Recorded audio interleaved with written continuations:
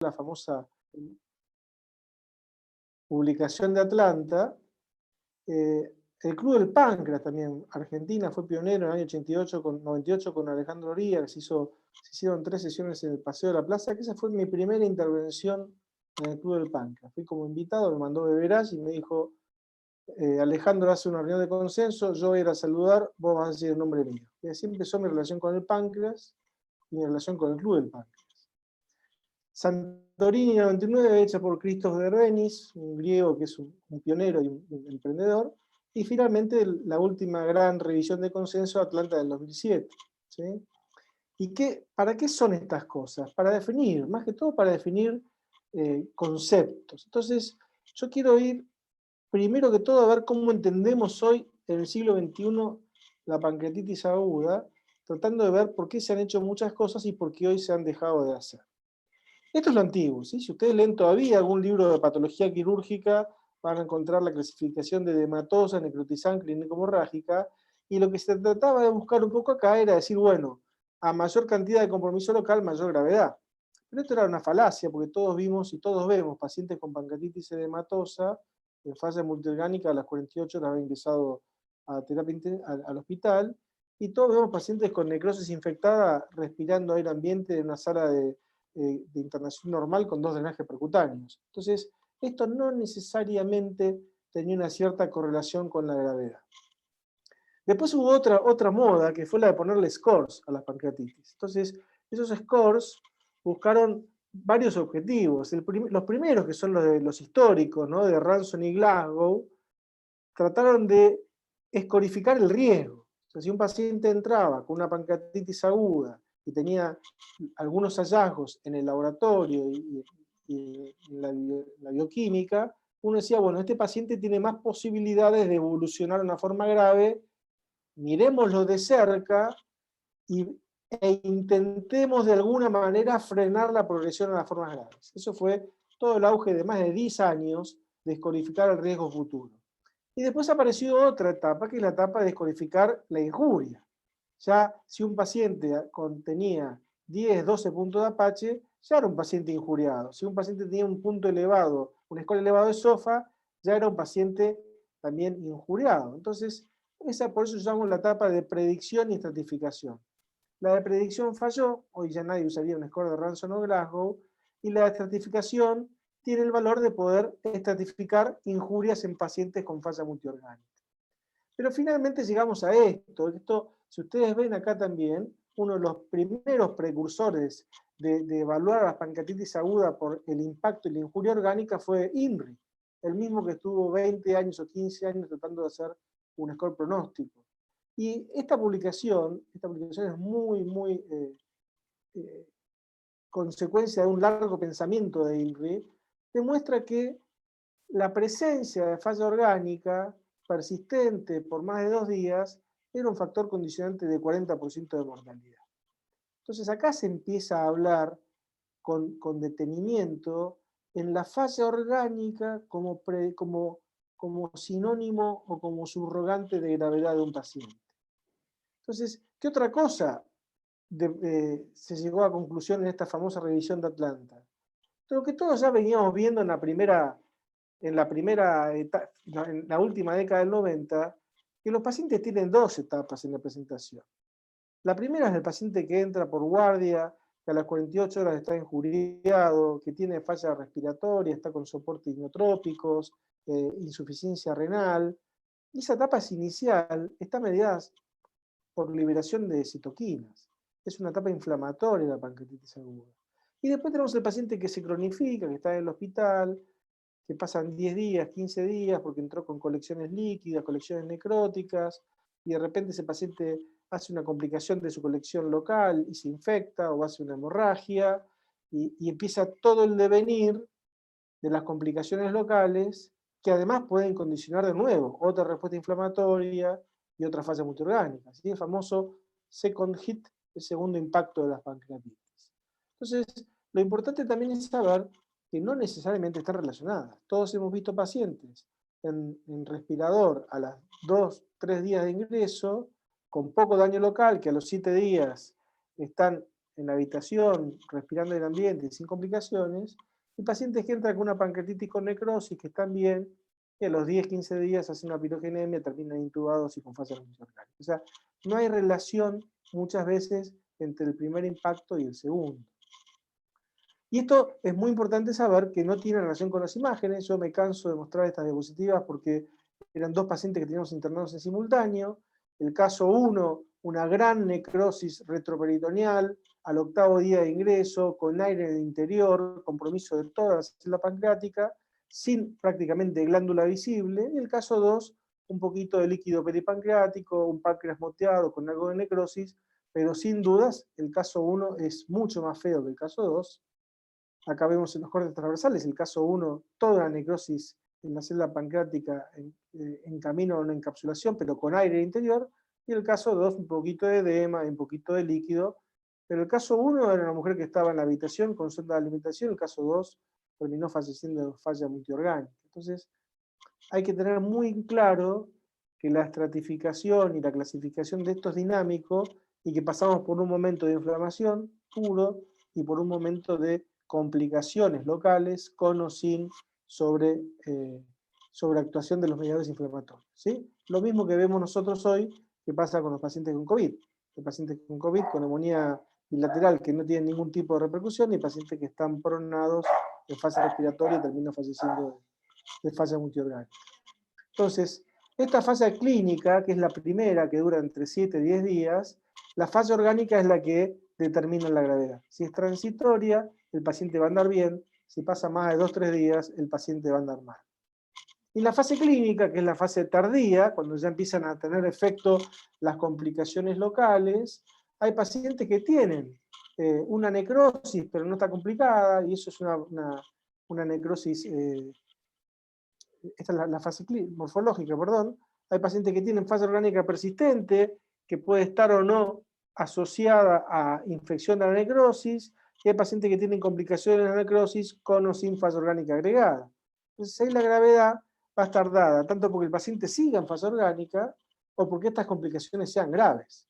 Porque si tenemos un paciente que tiene una infección, está prácticamente asintomático, tiene un drenaje percutáneo, uno diría, bueno, tiene una pancreatitis no grave, pero ese paciente puede tener una hemorragia súbita y morirse en 12 horas. Entonces, la gravedad de la complicación determina que estemos frente a una pancreatitis aguda grave. Y otra cosa que vamos a tener que ir entendiendo es que la mortalidad en la pancreatitis aguda también tiene distintas expresiones según vayan ocurriendo fenómenos, ¿sí? Por ejemplo, la extensión de la necrosis no necesariamente va a estar relacionada con la gravedad. La segunda conclusión que vemos, que la mortalidad ocurre cuando esa necrosis se asocia a fase orgánica y fundamentalmente por infección. Entonces, la necrosis de por sí no condiciona gravedad, pero si se infecta o tiene fase orgánica, estamos frente a un cuadro grave. La tercera conclusión, esta falla orgánica precoz, que aparece cuando el paciente entra por guardia, puede ser muy temprana o tardía. Y cuanto más temprana la fase multiorgánica, más grave está el paciente. Son esas pacientes que tienen una pancreatitis fulminante, que entran por guardia y no dan tiempo a nada, y que en 3 días están muertos y nadie puso ni siquiera a entender o intentar revertir una cascada inflamatoria totalmente desmedida. Y si uno empieza a pensar en voz alta, ¿por qué ocurre esto? Y porque seguramente tiene un condicionante genético que no conocemos, ¿sí? Porque si tenemos una pancreatitis con poco compromiso local y el paciente está tronado, ese paciente tiene que tener una sensibilidad a los mediadores distinta al paciente que se inflama porque tiene una infección, que sería lo más lógico. Entonces, también eso podría explicar por qué, como digo yo siempre en los pacientes, cuanto más días pasen y el paciente no se inflame, y mejor chance de pasar adelante tenemos, ¿sí? Y cuando es más precoz el debut agresivo, y ya tenemos un paciente difícil, independientemente de lo que le esté pasando del páncreas, ese paciente que se inflamó en 2-3 días, algún condicionante debe tener por ahí. Y lo también que sabemos es esto, que la falla orgánica persistente asociada con infección es un cuadro realmente complicado y difícil de revertir. Y esos son los pacientes que se mueren con el abdomen abierto y contenido, con varios drenajes percutáneos, refractarios inotrópicos, en diálisis, con vasos inotrópicos, con neumonía y con todo lo que nosotros ya sabemos. Entonces, ¿de qué depende el tratamiento? El tratamiento va a depender fundamentalmente de esto. ¿En qué etapa estamos? ¿Estamos en la etapa evolutiva clínica o en la etapa de las complicaciones locales? ¿Hay falla orgánica? ¿No hay falla orgánica? ¿Hay infección? ¿No hay infección? Entonces, ahí andamos el combo de cómo entender la pancreatitis aguda. Tengo los perros inmanejables. Entonces, ¿qué beneficia ahora en la etapa inicial? Después gustaba hablar del tratamiento de lo más complicado para el cirujano, que es la pancreatitis aguda con complicaciones locales. Pero ¿qué beneficia a un paciente en la etapa inicial de la pancreatitis aguda? Acá vamos a empezar a tratar de derribar algunos mitos. ¿Por qué se inflama un paciente? ¿Qué pasa con la pancreatitis aguda? Primero hay un fenómeno local, ¿sí? El fenómeno local es la reversión del flujo pancreático, ya sea por una obstrucción del coledo, del Wilson por la impactación del cálculo, o ya sea por obstrucciones endoluminales producto de alteraciones en los microtúbulos por la pancreatitis crónica del alcohol. Lo que pasa finalmente es que los gránulos imógenos tienen migración al intersticio, se reactivan y se activan en el intersticio las enzimas de degradación y además empiezan a producir daño local en el tejido pancreático. Entonces, lo primero que hay es un daño local en la glándula pancreática. Lo segundo que hay es toda la activación de los radicales libres de oxígeno y todo lo que sabemos que pasa en un paciente que está inflamado. ¿Me siguen hasta ahí? Sí, perfecto. Bien. Y lo tercero que hay es de la liberación de citoquinas local a la falla de órganos blancos, la falla de barrera intestinal, la translocación intestinal y la sobreinfección de necrosis. O sea, todo esto es un proceso que empieza y se potencia mediado por citoquinas. Entonces, podemos cambiar el curso inflamatorio y ya estamos viendo que es muy difícil. ¿Cómo hacemos para revertir un paciente con COVID y neumonía bilateral en fase multiorgánica? Y se ha hecho de todo. Pero lo primero que se hizo, que empezó con Ransom y después siguió con INRI, es decir, bueno, si yo tengo un paciente que por el score de Ransom pienso que va a estar grave, voy a hacer algo para que no se empeore. ¿Y qué hacían? Y los operaba. O sea, a un paciente injuriado por una falla multiorgánica, Ransom los operaba pensando que se corría el demonio con el bisturí. Si uno hacía la necrosectomía y limpiaba la panza, iba a tratar de disminuir la falla orgánica. No contesto con esto, después siguió INRI, por eso le digo que es muy importante el cambio de paradigma de INRI, porque INRI empezó a decir, bueno, pará, quizás la cirugía inmediata de la necrosis o del paciente con pancreatitis no está indicada, pero quizás está indicada la cirugía inmediata de la litiasis, o está indicada la papilotomía endoscópica temprana, o está indicado el lavado peritoneal, o está indicado los inmunoreguladores. Y ahí empezó toda una etapa de experimentación donde se ha hecho de todo. ¿Sí? Entonces, se ha hecho de todo como operar las necrosis en forma temprana. Y ya sabemos hoy, por múltiples publicaciones, que la necrosis estéril no se opera, o no se opera con el fin de disminuir la carga inflamatoria. Uno operaría necrosis estéril solamente en un paciente con un síndrome compartimental para disminuir la presión endoluminal, pero no para sacar la causa de las citoquinas, no para sacar el foco abdominal no resuelto de los terapistas. También sabemos que si el paciente se infecta y lo operamos muy rápido, tenemos hasta un 100% de mortalidad operando pacientes con falla orgánica en la primera quincena. Entonces, ojo con salir desesperadamente a hacer grandes intervenciones agresivas en pacientes injuriados en la primera quincena, porque los va a matar el cirujano. De acá surge el Panther, de acá surge el Step-Up, de acá surge el Pointer, poner antibióticos, y si no anda, drenar, y si no anda, bueno, tratemos de llegar a segunda, tercera semana, cuarta semana, y operémoslos en ese momento, pero no salir corriendo a operar. Y después se intentó de todo, diálisis peritoneal, lavado peritoneal, se intentó la papirofintroplastia transduodenal de urgencia, la CPR de urgencia, hasta que finalmente este trial que hizo Alejandro Oría, que Gustavo es autor, demostró que la desobstrucción precoz de un paciente sin colangitis no sirve para nada. Entonces no perdamos el tiempo haciendo CPRs de urgencia a pacientes porque están amarillos, ¿sí? Hagámoslo si tiene una colangitis que no responde. Entonces todos los intentos por frenar esta respuesta inflamatoria por intervenciones quirúrgicas han hecho solamente daño, ¿no? Y como decía Beberazzi, cuando se hacía la pancreatectomía de urgencia total en la guardia, operamos 10 pacientes y matamos 11 porque matamos a los familiares de un susto también. Entonces, ojo con la agresividad inicial. Lo inicial es tratamiento de sostén. Y lo mismo pasó con todos los inmunomoduladores, el Gavexat, el Exiplafan, el Octiotride, tratando de disminuir la agresividad de la respuesta inflamatoria. Nada de esto sirvió. Entonces, ¿qué hacemos con un paciente que ingresa con pancreatitis? Volvemos de nuevo a INRI, ¿no? Estar al lado del paciente, tomarle el pulso, la frecuencia cardíaca, la frecuencia respiratoria, ver cuánto satura, ver cuánto orina, y cuidarlo como se cuida un paciente que está con una posible injuria.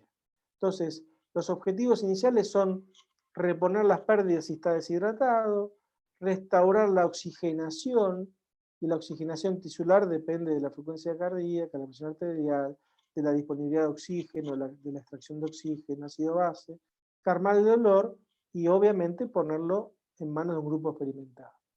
Entonces, este tratamiento médico es customizado, no es estandarizable. No me sirve nada hacer un Apache al paciente que tenga 8 mandado a terapia, porque si el paciente tiene 8 Apache y está mirando la tele, el terapista no va a hacer nada. Entonces acá lo importante, el único que va a dormir tranquilo es el cirujano de guardia, pero al paciente no le cambiamos nada por mandarlo a una unidad cerrada, y creo que tenemos que empezar también a racionalizar el uso de recurso caro y no disponible. Con la reposición de fluidos se ha hablado mucho, esto básicamente atenta contra las formas graves. Lo que tenemos que saber es que si le pasamos poco, el paciente se va a disfuncionar. Si lo encharcamos, el paciente va a tener falla multiorgánica. Hubo un estudio, hace, me acuerdo, 15 años que decía que los pacientes con pancreatitis grave necesitaban 12 a 13 litros de reposición de fluidos en las primeras 24 horas. Una locura. Lo que hay que hacer es lo que hace cualquier terapista, ¿sí? Recuperar al paciente, resucitarlo, infundirlo con Ringer hasta llegar al output de equilibrio. Este equilibrio lo puede llevar 12, 24, 48, 72 horas. Segundo, sobre el dolor. Acá sí les quiero dejar dos mensajes. Los opioides sirven, y sirven mucho, pero hay pacientes que aún con opioides tienen un dolor intratable. Nosotros ya tenemos un par de pacientes que le hemos puesto la anestesia epidural para el dolor. Y es una herramienta que no solamente es maravillosa, ¿sí?, sino que además ha logrado, inclusive en un trial, disminuir la mortalidad. Entonces, no tenerle miedo al opioide y no mezquinarle un catéter epidural si el paciente tiene dolor, como se hace en la cirugía abdominotorácica. Otra cosa importante, soporte nutricional. ¿Sí? Entra el paciente y sale de movida, el paciente va a perder peso porque la primera acción del cirujano va a poner sonda nasogástrica nada por boca. Este es un estudio paradigmático que demostró que en las formas de pancreatitis con proyección de severidad por proteína C y por Apache, si estos pacientes los dividían en sonda nasoenteral precoz versus alimento a demanda por boca, la alimentación precoz no solamente no mejoró ningún parámetro, sino que inclusive tendió a ser peor. Entonces, ¿cuál es la conducta hoy en día? El paciente entra, nos tomamos 2, 3 días de compás de espera. Le damos un poquito de líquido cuando tiene ganas, a las 24 horas, 48 horas, le ponemos un poquito de dieta. Si pasan 3 días y la carga calórica es insuficiente, ahí le ponemos la sonda. Pero si el paciente empieza a comer y se van a llevar una sorpresa que de repente al cuarto o quinto día pueden estar alimentando bien un paciente sin necesidad de poner un tubito y molestarlo. Y es muy importante esto, ¿sí? Los centros con experiencia presentan menor hospitalización, menores costos, menor mortalidad, porque el know-how de estos pacientes es día a día. Esto no está escrito, esto no sale de una conferencia, hay que ver pacientes, tocar panzas, probar y que todo el mundo esté entrenado. Entonces, ¿qué nos queda para el tratamiento inicial de la pancreatitis aguda? Algunas diapositivas las saqué porque las podemos discutir. Ya nadie más habla del antibiótico profilaxis, no hay que hacerlo. Pero este era el esquema básico, ¿no? Reposo digestivo, sonda nasogástrica, hidratación, monitoreo y detección de la pesquisa temprana en fases orgánicas. Hoy en día estas dos deberían estar prohibidas. ningún paciente debería tener reposo digestivo y menos aún esperar la amilasa para darle de comer. Aberraciones que uno ve. No le dé de comer porque tiene 200 de amilasa, 300 de amilasa. Cuando baje decir, no pidan más amilasa, pidan una para el diagnóstico, no pidan más. No sirve para nada, nada más que para confundir y para angustiar al paciente y al cirujano. Una amilasa al inicio y nunca más. Sonda nasogástrica, ni ahí, a menos que el paciente vomite. Produce reflujo, produce glicoaspiración, produce esofagitis, produce todo lo malo. Y si tiene hambre, que coma. Y si pasaron 12 horas, denle líquidos. Y a la mañana siguiente denle un desayuno.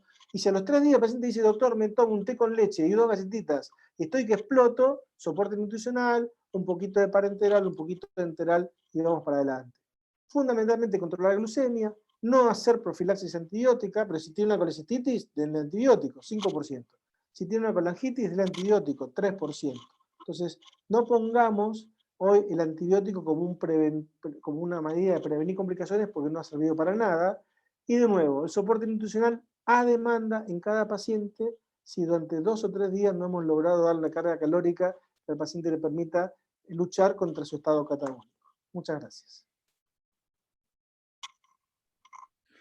Muchas gracias, Oscarcito. Mirá que te he escuchado, pero no logro aburrirme. Buenísima la presentación. Yo sugeriría que por ahí continúe el doctor Gustavo Cohen y al final de las 2 disertaciones, Oscar habló muy bien de su fisiopatología y el tratamiento inicial, y cuando Gustavo termine la idea del tratamiento de las complicaciones locales, por ahí, si salen preguntas del auditorio, lo mismo si quieren ir escribiendo, podemos ir contestando, Oscar puede ir contestando las preguntas que vayan necesitando, a modo de ser un poco más prácticos con el tiempo. Así que si están de acuerdo, el doctor Gustavo Cohen, si está en condiciones, ya le permito. Dale, Mariano. Te paso como anfitrión. Bueno. Gracias, Oscarcito, me encantó. Un placer, querido. Cohen, el mensaje que te dio Mariano es no nos aburra, sorry, pero te lo tiró así. Te puso un poco de presión. Fíjate, Oscar, que hay alguna preguntita en el chat. ¿A dónde vas?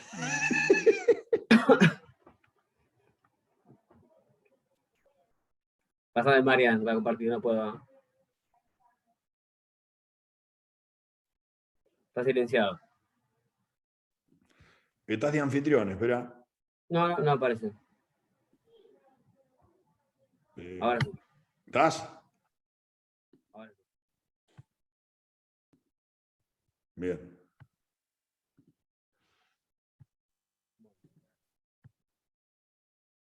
Bueno, gracias por la invitación, a vos, Mariano, a Gustavo. Siempre, bueno, como decía Oscar, es agradable estar con ustedes y está bueno estar ahí, pero bueno, nos adaptamos a esto. Ahora, bueno, en estos 15-20 minutos vamos a hablar del manejo de las complicaciones locales de la pancreatitis. Primero vamos a empezar con una definición de lo que es la necrosis pancreática infectada. Y esto se define entonces como todo tejido pancreático, peripancreático muerto, que tiene etiología positiva, siendo esto independiente de la gravedad temprana, del monto de la necrosis o de la ubicación de la misma.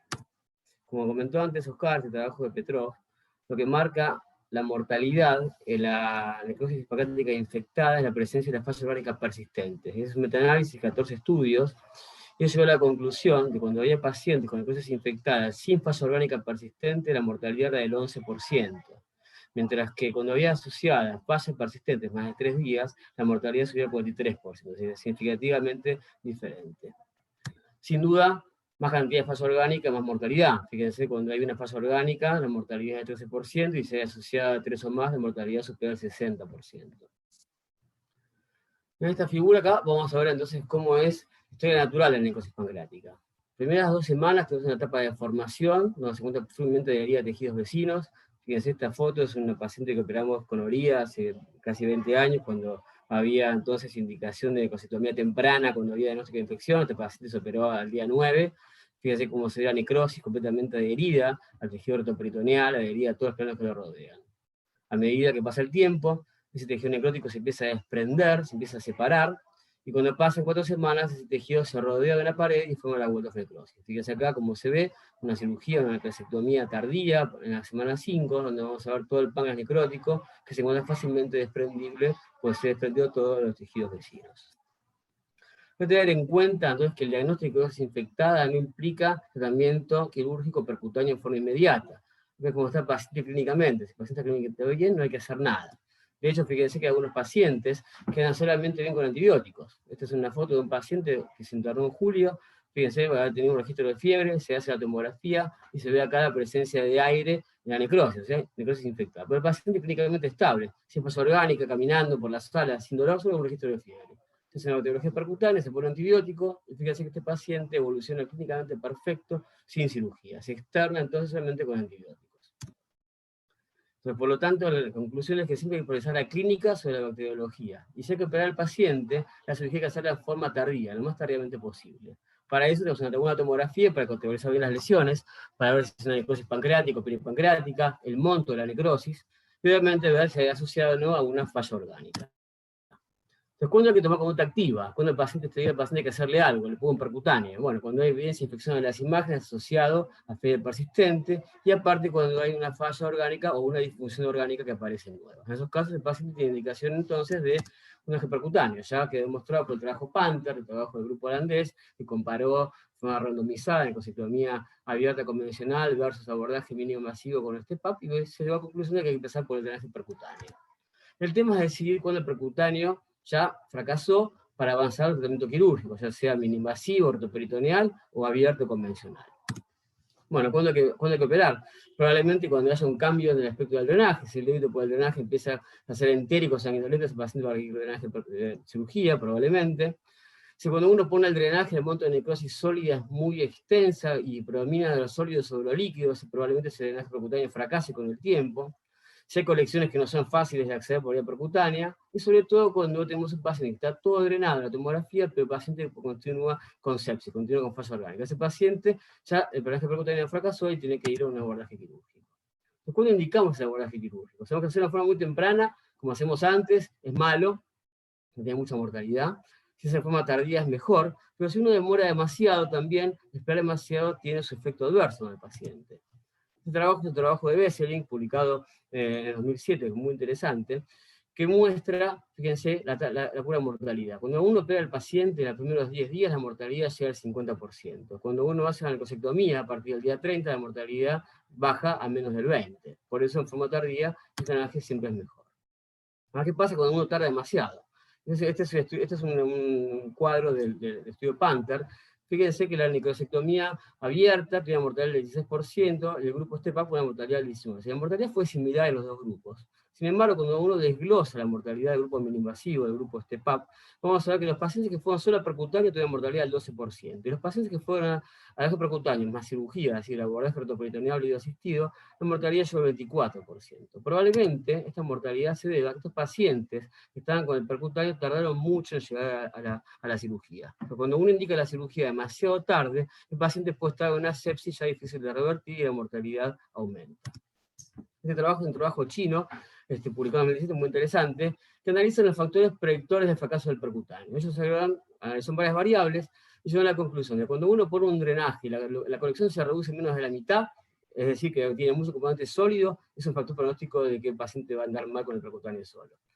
Si la necrosis del paciente supera el 50%, también es un factor pronóstico en contra del percutáneo. Y aparte, cuando uno pone el drenaje en un paciente que tiene falla multiorgánica, también ese paciente probablemente requiera cirugía. Entonces, ¿cuál es la idea de la cirugía tardía? Es permitir que el tejido necrótico se organice, se desprenda fácilmente, que la cirugía sea técnicamente más sencilla, con menos riesgo de complicaciones hemorrágicas, y además, cuando uno opera al paciente a partir de la tercera semana, cuarta semana, la apuesta inflamatoria es menor y la mortalidad entonces se reduce.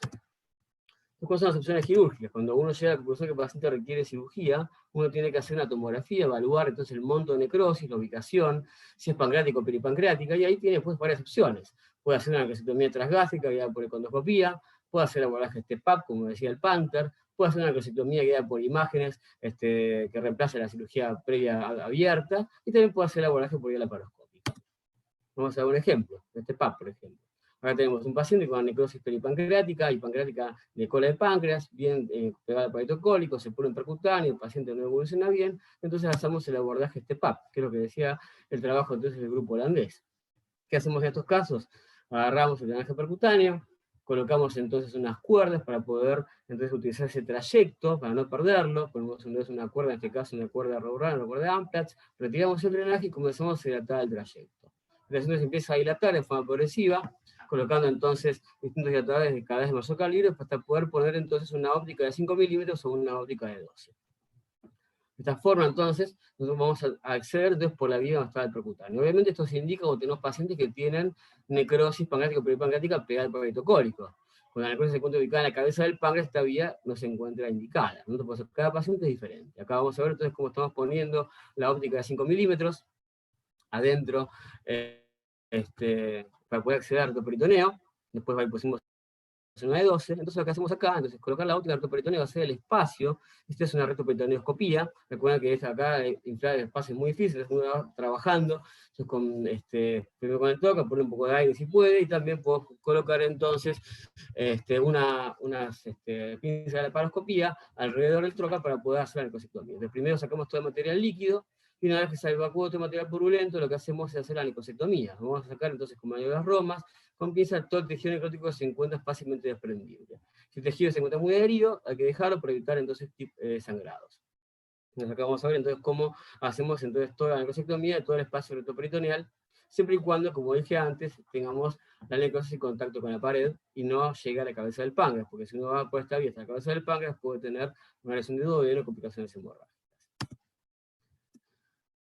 Otro ejemplo, este paciente es una paciente de 45 años que entró con una pancreatitis aguda grave y hipertrigliceridémica, necrosis extensa, una necrosis mayor al 50%, la paciente se pone séptica, a los 15 días se pone drenaje percutáneo. Le ponemos 2 drenajes, pero a la semana la paciente agrava la falla multiorgánica y empieza a venir débito entérico por el drenaje. Entonces este paciente se hace un abordaje quirúrgico abierto para solucionar el problema.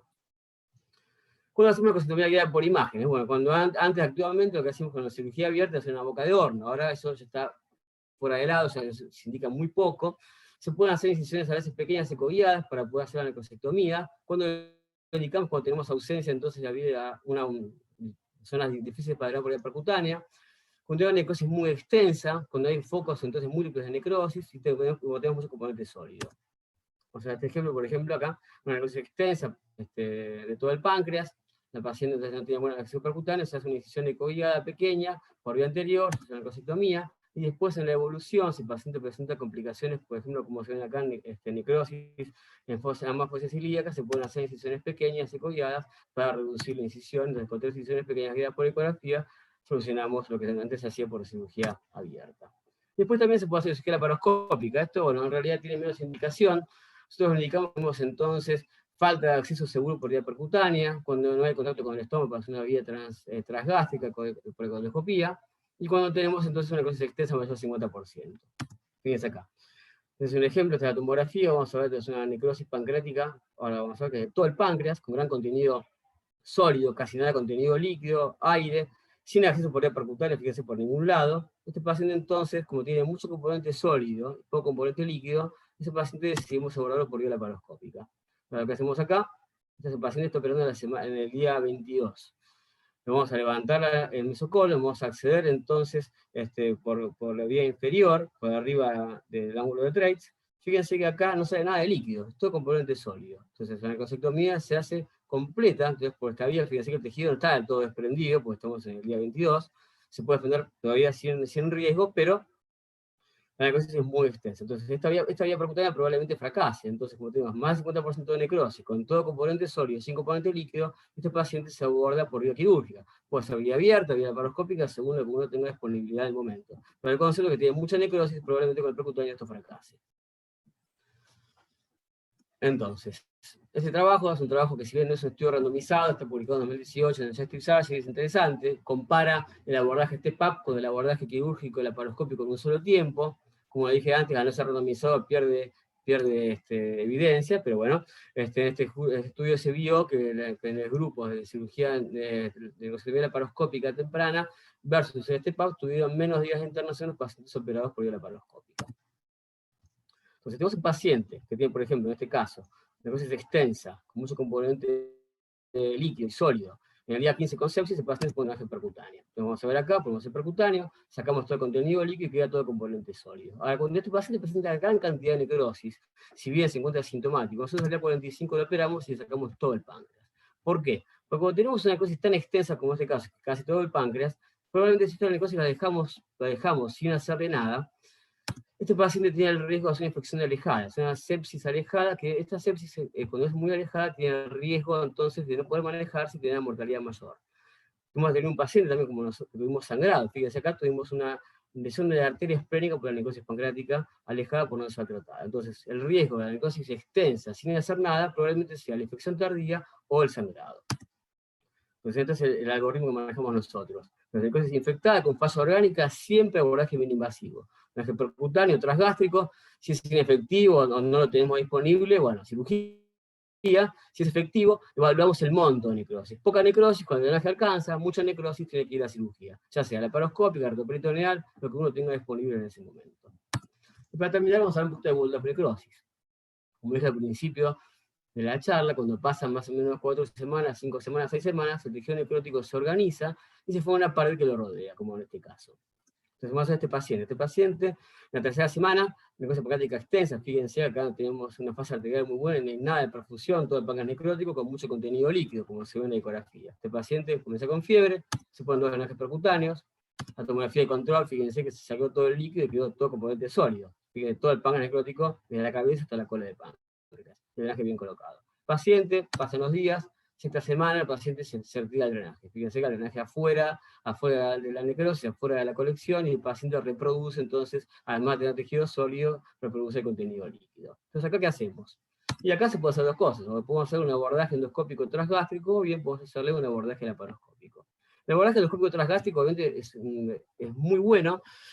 Creo que tiene una gran indicación cuando predomina el componente líquido. Si hay mucho componente sólido, si tenemos más del 50% de necrosis, y tenemos que hacerle por lo menos 10 endoscopías para sacarlo entero. Aparte de la desventaja de que la vía endoscópica, tiene que hacer en un segundo tiempo el tratamiento de la litiasis biliar. Recordemos que en Argentina hicimos un trabajo en el Club del Páncreas en el 2015, donde vimos que el 80% de los pacientes tienen causa biliar. Entonces, con esta vía endoscópica tenemos que hacer un segundo tiempo para tratar la litiasis vesicular o coledociana.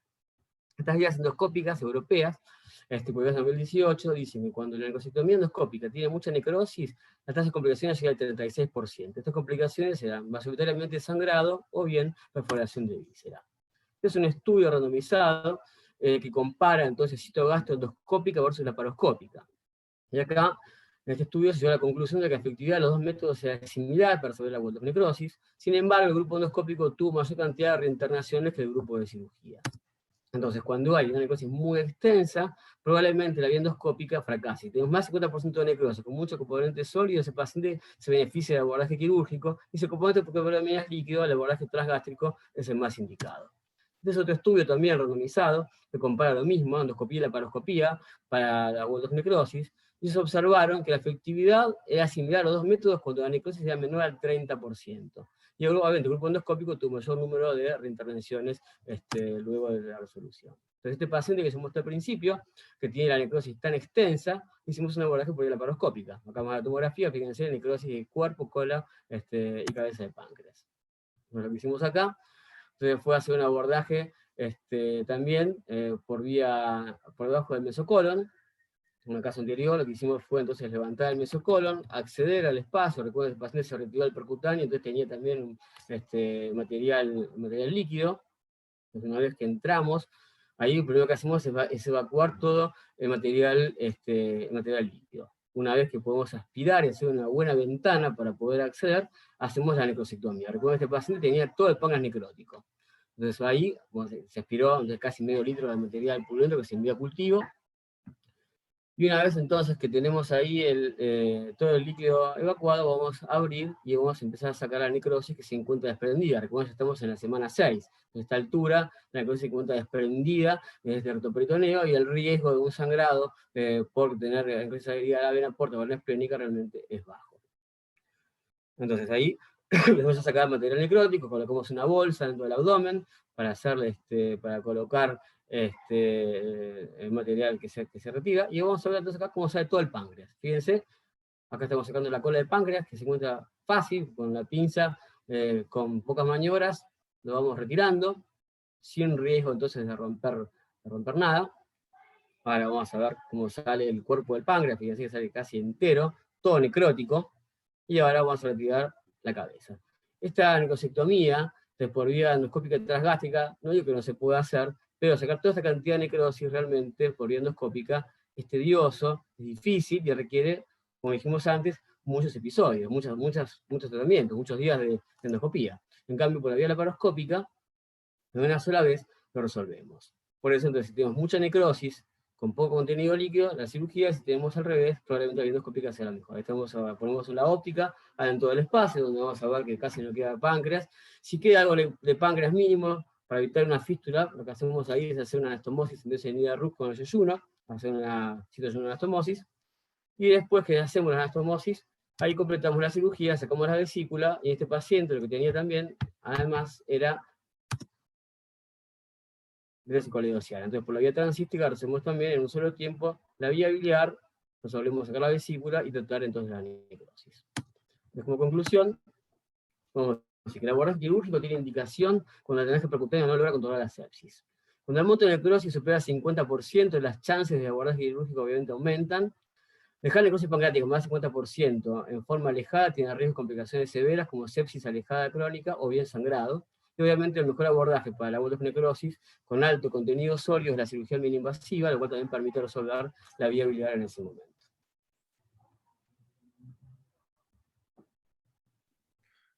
Muchísimas gracias, Gustavo. Muy buena la disertación, muy práctica. La verdad que haría que vuelvan a dar las charlas porque aprendemos mucho y la verdad que está muy bueno. Yo me estaban preparando los casos clínicos, yo no sé cómo era el orden. Pablo, ¿estabas primero vos? No recuerdo, pero como quieras vos, manejalo vos. El doctor Lucas Granero va a moderar los casos clínicos. Lucas, ¿puedo hacer 2 preguntas cortitas? Sí, obvio.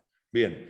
Una para Oscar, que es una pregunta fundamental y bien concreta. ¿Qué hacemos con los pacientes que tienen litiasis vesicular y están transitando la misma internación que el episodio de pancreatitis aguda?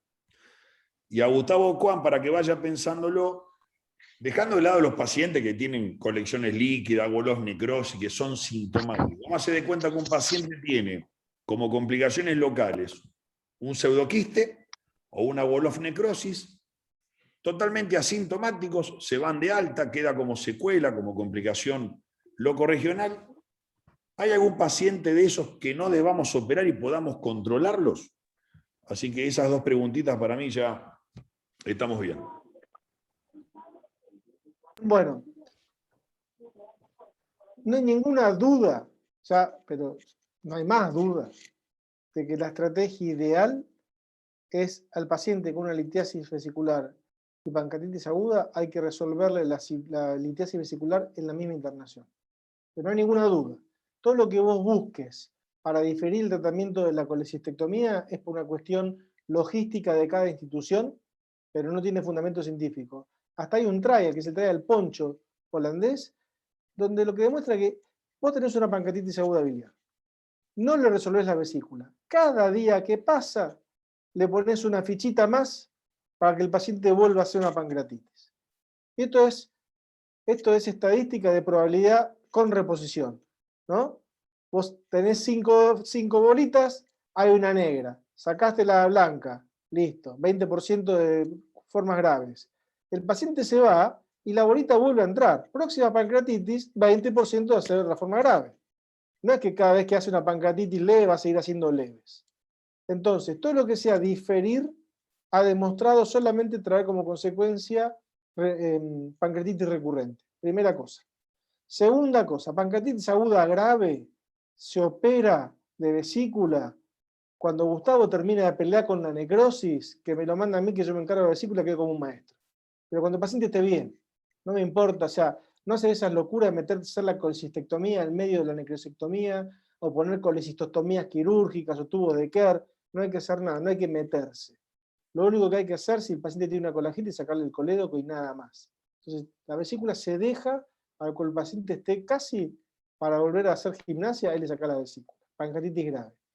Y en la leve, también, se ha hablado mucho de en qué momento operarlo. No solamente hay trials randomizados, sino que nosotros, como le dije recién a Diego en el chat, acabamos de publicar este año 10 años consecutivos de operar al paciente con una pancreatitis leve después de las 48 horas de internación. Y son más de 200 y pico de pacientes, los pacientes tienen el posoperatorio de una vesícula electiva, no les pasa nada. O sea, no hay forma de que mates una pancreatitis aguda leve, a menos que hagas las cosas mal. ¿Cuáles son los únicos dos recaudos que tenemos nosotros? Primero, las 48 horas de ventana de la disfunción orgánica. Si el paciente no disfunciona en 48 horas, ya sabe que el paciente tiene una pancreatitis leve. Y la segunda, la tomografía. Hacemos tomografía por abdomen agudo, por apendicitis, no vamos a hacer una tomografía por pancreatitis al inicio.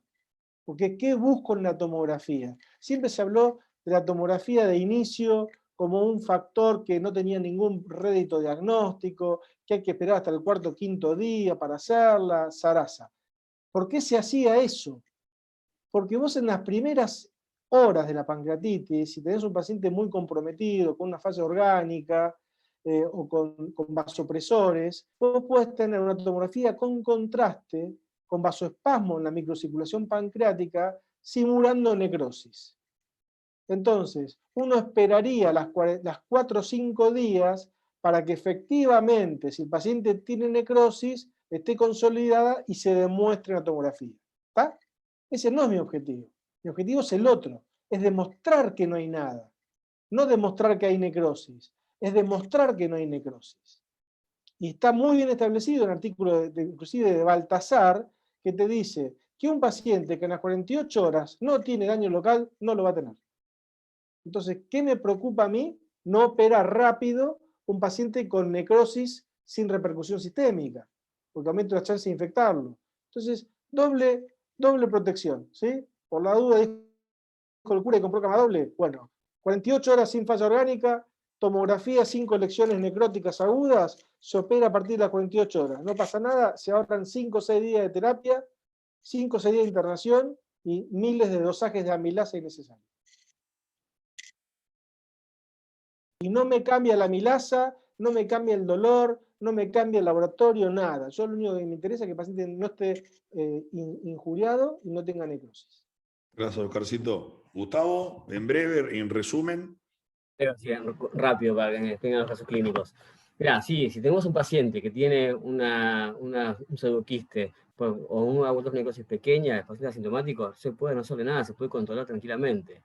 El tema, como tenemos pseudoquistes grandes o necrosis que tienen un gran tamaño, el paciente sí le da síntomas, porque tiene mucha necrosis, sí está indicado el tratamiento. Pero creo que si uno puede ser conservador en algunas cosas, se puede tratar sin cirugía o sin endoscopía, sin nada, ¿no?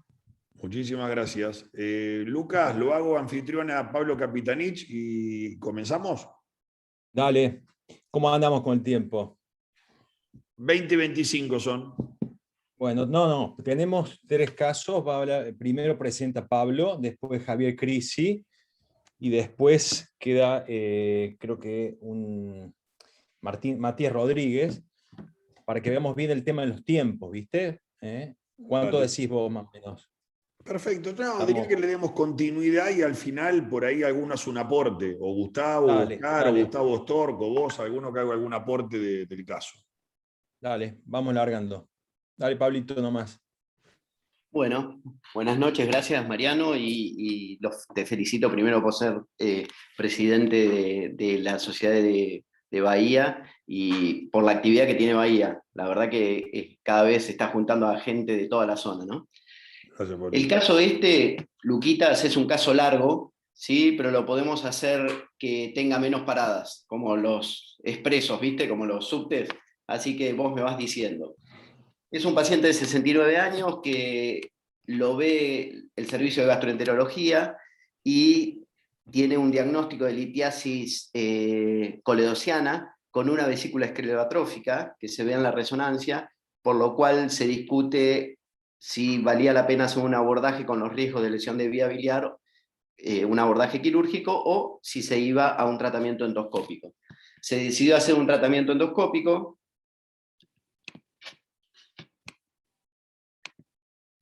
El paciente tenía como antecedentes cirugía de varices, una neumonía y una eosinofilia no filiada, nada importante. Se hace la endoscopía, se hace el barrido de múltiples cálculos en la vía biliar.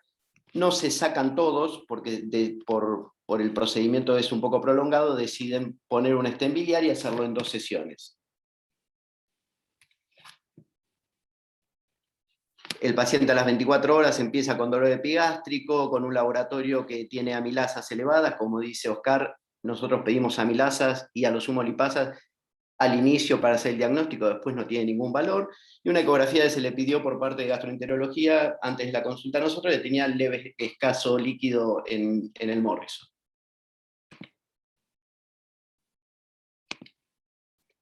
Bien, ahora les muestro el resumen de la evolución, ¿sí? Por eso te digo que es un caso largo, que es interesante, porque es un acopio de complicaciones y podemos parar o hacerlo rápido. El paciente al 9º día empieza con febrículas, diarrea, hipocalemia, leucocitosis y ya estaba con nutrición parenteral, porque la nutrición enteral no era suficiente como para los gastos calóricos proteicos que tenía. Y tenía un Ranson un Early Warning Score de 3 que pasó a 9. ¿Para qué sirve el Early Warning Score para nosotros? Simplemente es para objetivar lo que vemos al lado del paciente en la cama, que eso lo marcó muy bien Oscar. Yo creo que es importante estar pegado al paciente y saber cómo se pone hiperdinámico, etc. Y eso, el Early Warning Score nos da una objetividad un poquito más clara que la observación subjetiva de los médicos. Bien, ¿qué hacemos ahora? Hay algunos elementos para tener en consideración si querés abrir la discusión, que puede ser el paciente estaba en piso, estaba con antibióticos que le dieron los gastroenterólogos para cubrir una colangitis ascendente por el estudio endoscópico, y ¿se hace algo más?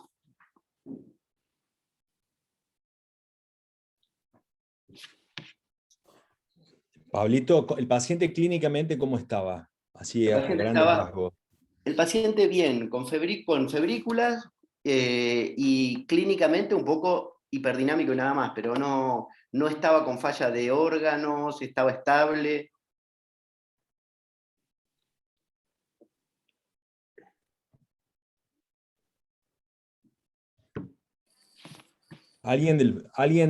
¿Quiere opinar? Oscar, Gustavo.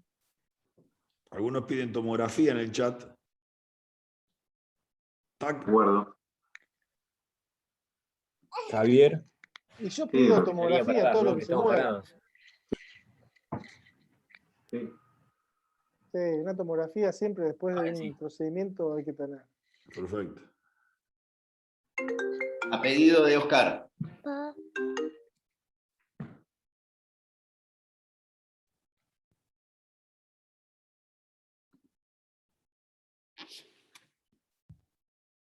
Ahora con la tomografía, ¿qué hacemos? Nada. Bien, nosotros le hicimos caso a Gustavo y lo pasamos a terapia, solamente por los cambios hemodinámicos. Cuando lo pasamos a terapia, le hicimos los hemocultivos que se habían hecho por el antibiótico que le habían puesto por la colangitis supuesta que podían cubrir los gastroenterólogos, dio negativo en hemocultivo, así que suspendimos los antibióticos. Y cuando pasó a terapia, el paciente al 6º día de estar en terapia empieza a hacer fiebre más leucocitosis y se hacen 2 hemocultivos positivos, por lo cual le agregan antibióticos profilácticos. En este caso, acá, ¿cómo siguen? Lo seguimos observando clínicamente, le pedimos un nuevo estudio. Le hago una pregunta a todos. Ya sabemos que el rol de la tomografía para valorar a un paciente con lesiones locales, pancreatitis aguda, obviamente es muy bueno.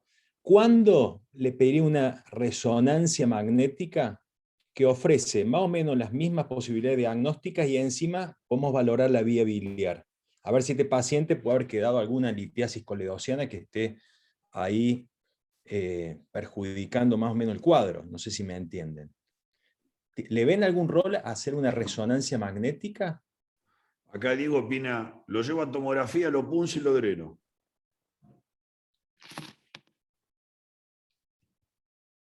Una de las opiniones. Sí, en este caso también.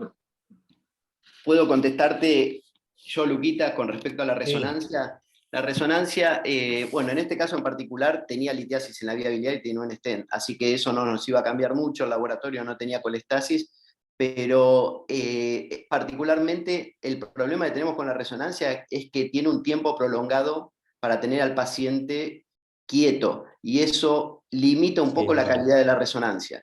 Nosotros realmente pasamos con un hit rápido por la tomografía, que son 10 minutos, obviamente tiene en contra a lo mejor el contraste, pero la verdad que además nos ve el tórax mejor en estos pacientes que pueden estar injuriados, ¿no? Que una resonancia, por lo cual no la tomamos de rutina. Bien.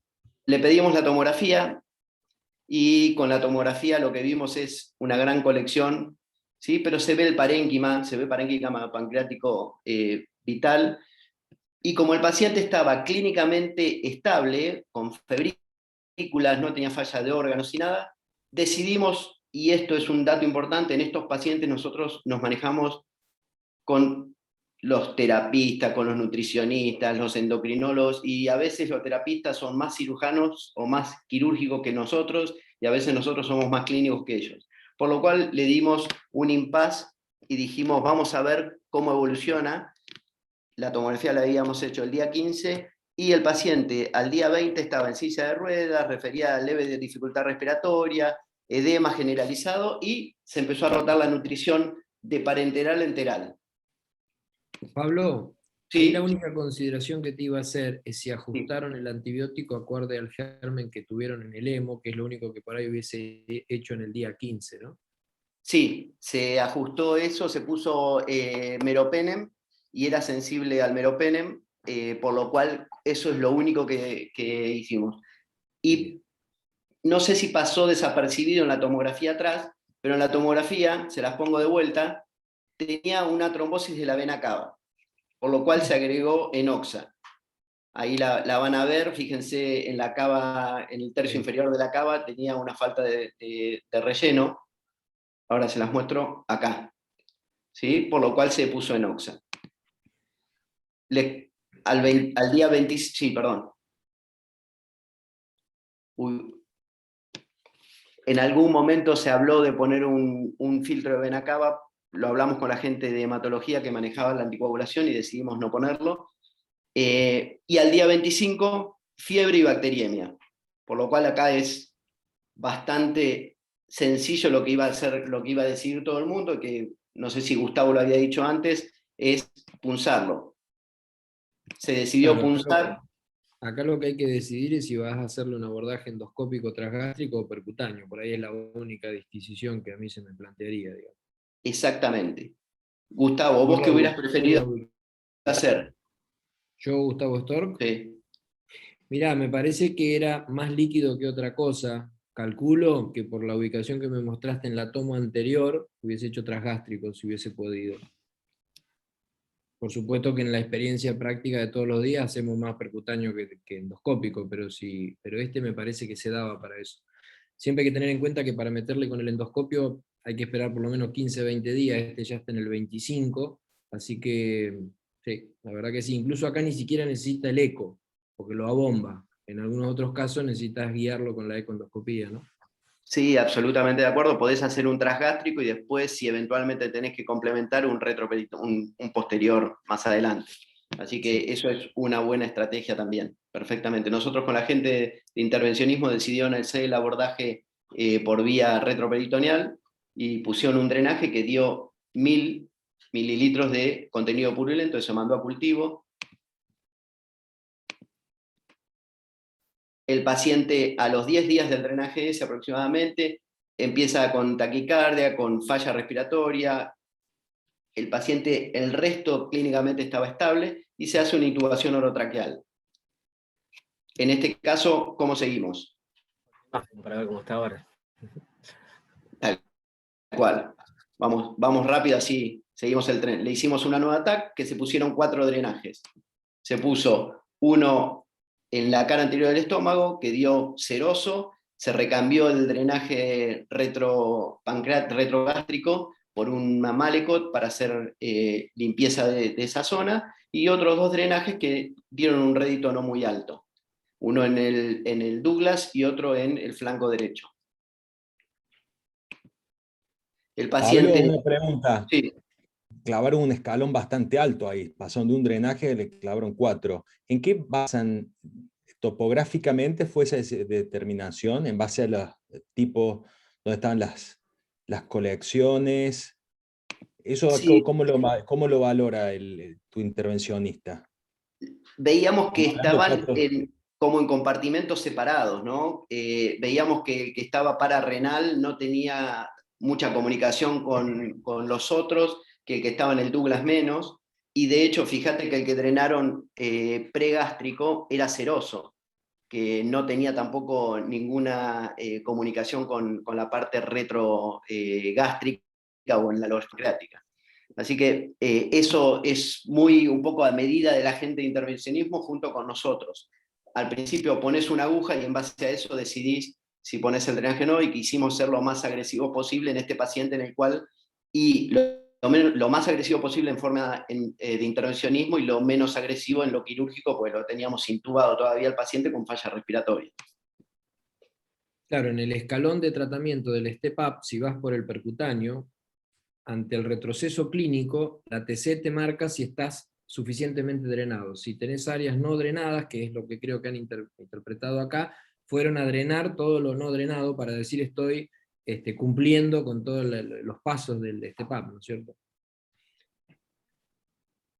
Pablito, ¿Alguien hubiera hecho algo diferente? me pregunta el doctor Graciano si el Pablo, ¿qué líquido tal? pleural lo drenaron. No. No lo drenamos al Pablo, líquido. ¿cómo andás? ¿Cómo Sebastián andás, Carebro Sebastián? acá. ¿Todo bien?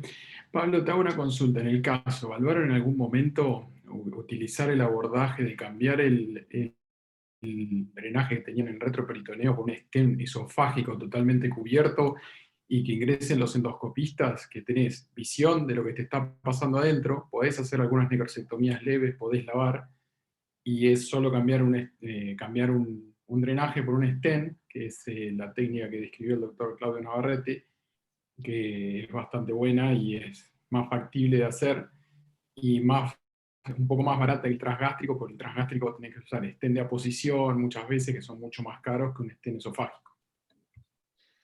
Sí, Sebastián, es muy buen aporte ese. De hecho, lo tenemos nosotros en mente, porque es una forma rápida y segura de poder hacer la limpieza de las necrosis.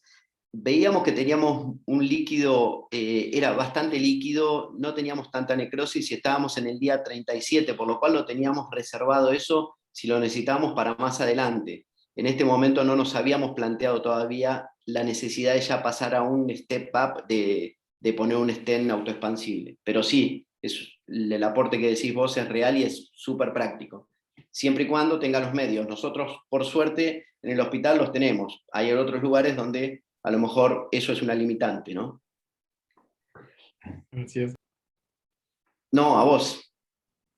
Entonces el paciente mejora clínicamente, se pone en winning como para extubarlo, se descalan los antibióticos, y acá es importante el aporte de la gente de infectología, que la tenemos siempre en terapia, porque los cultivos eran sensibles a amicacina y a cipro, y se le agrega un antifúngico en forma profiláctica.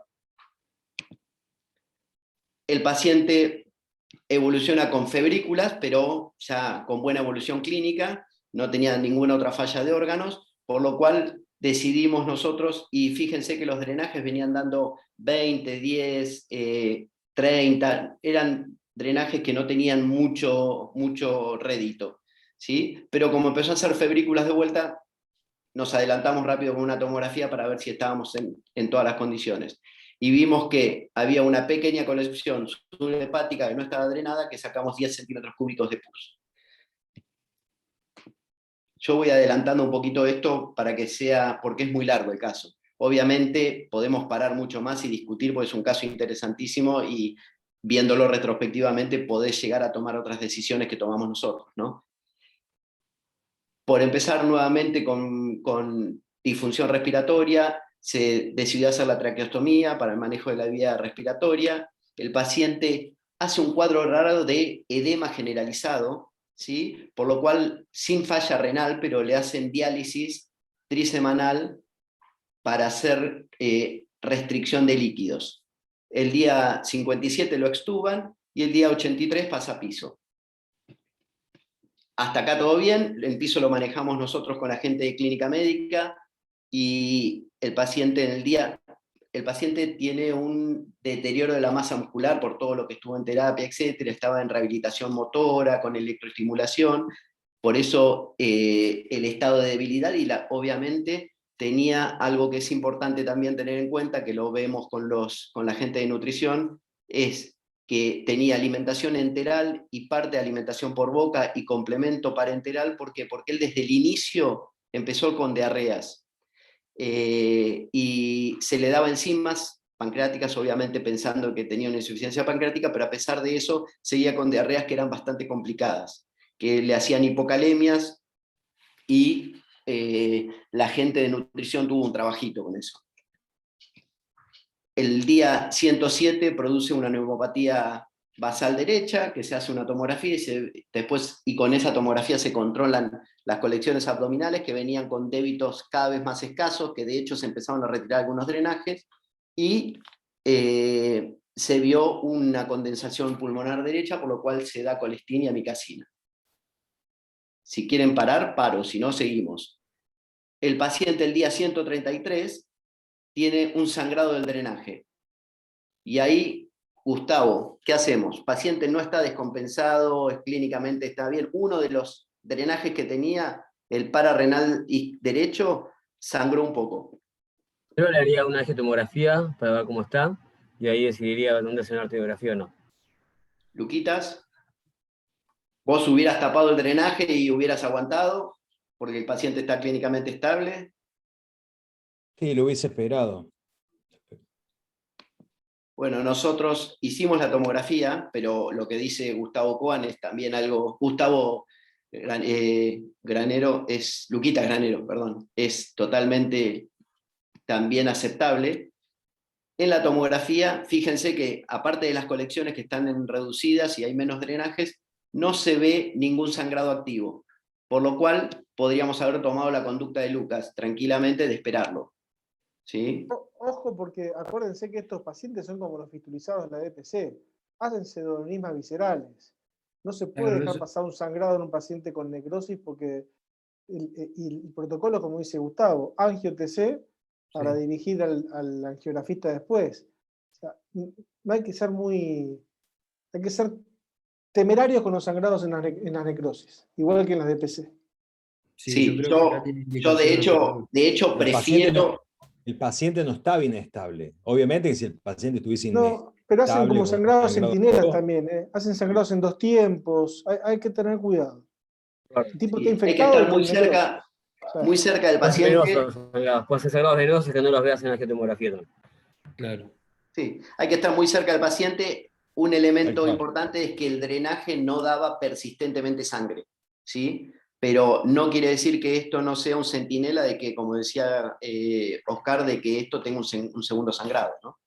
Pablo, yo creo que podés tener un sangrado venoso y ojalá, y eso en general cede y demás, y si no cede tendrás que ser quirúrgico, pero esto tiene indicación para mí absoluta de angiografía, porque los pseudoaneurismas, la esplénica, en este caso puedes tener de cualquier otra arteria, hacen esto, como dijo Oscar lo comentó recién. Nosotros ya tenemos, desde que hace el 2010 que hacemos percutáneo, tenemos algunos casos, y hay que prevenirlo, porque si tenés un sangrado cataclísmico de un pseudoneurisma de la esplénica, a veces no llegás después. Yo creo que tiene indicación absoluta de una angiografía, para demostrar un pseudoneurisma, y si lo encontrás, tratarlo. O sea, para no llegar a... Y también para quedarte tranquilo, Gustavo, ¿no? Claro, sí. Sí, porque si no tenés pseudoneurisma de arterias viscerales, consecuencia de la necrosis, en todo caso habrá sido un sangrado venoso, pero hay que, para mí, que hacer. Bueno, en épocas de COVID, en el día 42, el hijo lo vino a visitar, le contagió COVID a él y a la esposa, por lo cual la tuvimos aislado a la esposa con él, con un COVID moderado, y durante su época de COVID, drenaje de vuelta con sangrado, pero ahora hace una hipotensión que lo expandimos y se recupera, por lo cual vamos a una angio-TC de vuelta, que se ve claramente el sangrado de la gastrodenal, la gente de intervencionismo hace la embolización. ¿Sí? Creo que acá no hay dudas. Esto es simplemente que su primer sangrado evidentemente fue autolimitado y no mostró la pérdida de sangre, y en este caso generó esta pérdida de sangre. Fíjense que las colecciones casi no teníamos colecciones o tejido necrótico importante, por lo cual por el estado del paciente, por las características de la evolución, los drenajes y todo, no fuimos a un step up como para decir vamos a hacer una necrosectomía. Otro elemento importante es que los drenajes que teníamos, lavábamos por los drenajes y enseguida salía líquido claro. ¿Sí? Se lavaba muy rápido y los débitos eran entre 15 y 20 aproximadamente. El paciente estuvo 3 días en terapia, se hizo la embolización, pasó a terapia para control y después pasó a piso, y en piso finalmente se da el alta de sala COVID a sala no COVID. El día 185, que estuvo internado porque tenía problemas de tolerancia de la alimentación, porque tenía un poquitito de diarreas, un poco de intolerancia a volúmenes adecuados para alimentarse tanto por sonda enteral o por boca, como para complementar la ingesta y darle el alta a casa. Entonces lo tenía, y todavía tenía una rehabilitación motora necesaria porque tenía un estepage, así que por eso lo tuvimos un poco más internado. Y durante esa internación, al día 185, eterno día, hace un aumento de la fosfatasa alcalina a 1367. En este caso, ¿qué harían? ¿En qué piensan? Si la fosfatasa está relacionado con alguna otra cosa, si lo esperan y nada más. Resonancia. Sí, Pablito, obviamente que lo que hay que pensar es que estás teniendo problemas en la vía biliar, pero si solo es la fosfatasa, no hay fiebre, no hay bilirrubina, no hay nada, tranquilamente tenés tantas causas de colestasis hepática por todo lo que le pasó que no te preocupa, me parece, digamos. Si solo es la fosfatasa, ¿no? Sí, Pablo, el ¿seguía con hepatograma el stem biliar puesto?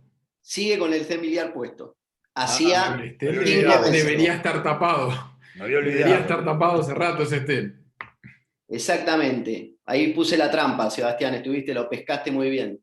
Nosotros estábamos ya en condiciones de externarlo al paciente, pero con el tiempo de permeabilidad del stem plástico y con los antecedentes que tenía, pensamos que este aumento de la fosfatasa era una obstrucción del stem biliar, por lo cual descartamos que tenga otra patología y le pedimos una endoscopía retrógrada para el cambio del stent. Le hicieron el recambio del stent, que estaba tapado, se vio que tenía algunos cálculos en la vía biliar, que en ese momento, como estaba todo inflamado el duodeno, el endoscopista no quiso hacer la extracción de los cálculos, y además con todo el background que tenía el paciente, por lo cual recambió el stent y nada más. Estuvieron 4-4-2 los endoscopistas. Claramente bajó la fosfatasa alcalina, el paciente evolucionó favorablemente y se fue de alta después de una recorrida eterna, ¿no? Pero tenemos unos cuantos eventos, ¿sí?, que muestran la secuencia de una pancreatitis grave. Qué buen caso, Pablito. Muy lindo, ¿eh? Muy interesante. La verdad que muy, muy bueno. Felicitaciones. Luquita, perdoná, ¿eh? Felicito. Te quería felicitar porque me gustó mucho. Muy bueno, Pablito, y vamos rápido con el segundo. Vemos Mariano, cómo andamos para el tercero, si no, eso lo vemos. Sí, somos los locales, con lo cual nos sacrificamos para que el Vale. tiempo sea... Lo pusimos de backup por si sobraba tiempo, así que no hay problema. Bueno, Javi, te escuchamos. Bien, perfecto. No puedo todavía compartir. Bueno, excelente el caso. Te ganaste en días. Bueno, venía a comer Pensé que el mío era mucho día de internación, pero me ganaste con el tuyo. Y bueno, las disertaciones también, Gustavo y Oscar, excelente como siempre, ¿verdad? Estos casos son tan complejos que lleva casi lo mismo que el paciente estuvo internado para hacerlos. El pobre que hace este caso se pasa 3 meses haciendo el PowerPoint. Son durísimos. Bueno, ahí se ve mi presentación. Bueno, arranco. Este es un hombre de 33 años. Este es un caso del 2015. Hay cosas que tal vez ahora haría diferente, pero está bueno que lo charlemos. Es un hombre de 33 años, obeso, un body mass index de 40, oriundo de Brasil, que empieza con un dolor abdominal de 8 horas de evolución, de tipo continuo, comienzo súbito en epigástrico en reacción al dorso, lo típico de siempre, se acompaña de vómitos. Después se encadenó por una ingesta abundante de alcohol y comida copiosa. El brasileño en la casa le regalaron una winca, esas parrillas portátiles, hizo un asado, chorizo, morcilla, vino, y cayó a la mañana con este laboratorio, con 22.000 blancos, con una creatinina normal, una glicemia alterada. El hepatograma todo normal, esto lo pongo porque es muy importante, completamente normal el hepatograma, y una amilasa alta.